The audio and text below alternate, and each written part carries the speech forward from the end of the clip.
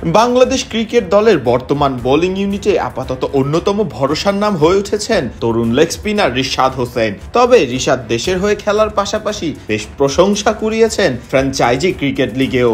গত বছর অস্ট্রেলিয়ার ফ্র্যাঞ্চাইজি ক্রিকেট লিগ বিগ ব্যাশে দল পেলেও বিসিবি ছাড়পত্র না দেয় আর খেলা হয়নি এই ক্রিকেটারের। তবে এবার বিসিবি থেকে পুরো বিগ ব্যাশ খেলার ছাড়পত্র পেলেন রিশাদ হোসেন। রিশাদ জাতীয় দলে খেলার পাশাপাশি খেলেছেন পাকিস্তান সুপার লিগের মতো ফ্র্যাঞ্চাইজি ক্রিকেট লিগেও। সেখানে ভালো পারফরমেন্সের সুবাদেই গত বছর রিশাদের দিকে নজর পড়ে বিগ ব্যাশের দল হোবার্ট হারিকেন্সের চোখে।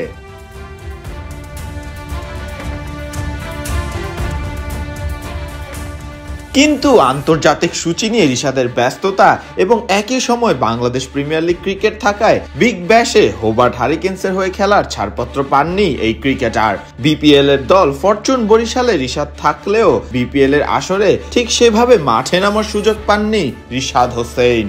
প্রশ্ন উঠেছিল বিপিএল এর জন্য যদি রিশাদ বিগ ব্যাশের এনওসি না পেয়ে থাকেন তাহলে কেনই বা তার মাঠে নিয়মিত খেলার সুযোগ হলো না। রিশাদের ভক্তরা আশা করতেই পারত তাহলে তো বিসিবি রিশাদকে বিগ ব্যাশ খেলতে দিলেই রিশাদের জন্যই এটি আরো ভালো হতো।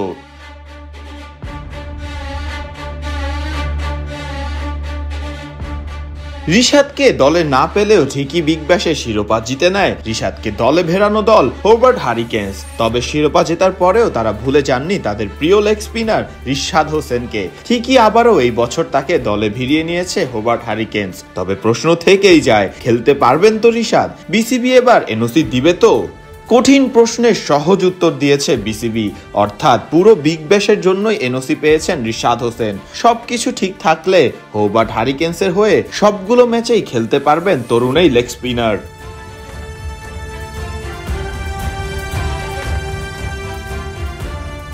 ড্রাফটে রিশাদ হোসেন সহ বাংলাদেশের মোট 11 জন ক্রিকেটার নাম লিখিয়েছিলেন। ড্রাফটে থাকা বাকি বাংলাদেশি ক্রিকেটারদের মধ্যে ছিলেন মুস্তাফিজুর রহমান, শেখ মেহেদী হাসান মিরাজ, তানজিম হাসান, তানজিদ হাসান, শামীম হোসেন, তাইজুল ইসলাম, হাসান মাহমুদ, সৌম্য সরকার এবং তৌহিদ হৃদয়। তাদের মধ্যে একমাত্র বাংলাদেশি হিসেবে দল পেয়েছেন কেবল রিশাদ হোসেনই। হোবার্ট হারিকেন্স অবশ্য ইংলিশ লেগ স্পিনার রেহান আহমেদকেও দলে নিয়েছেন। 21 ডিসেম্বর থেকে শুরু হতে যাচ্ছে বিগ ব্যাশের পরবর্তী আসর। ফারদিন রহমান সকাল, বিডি ক্রিক টাইম।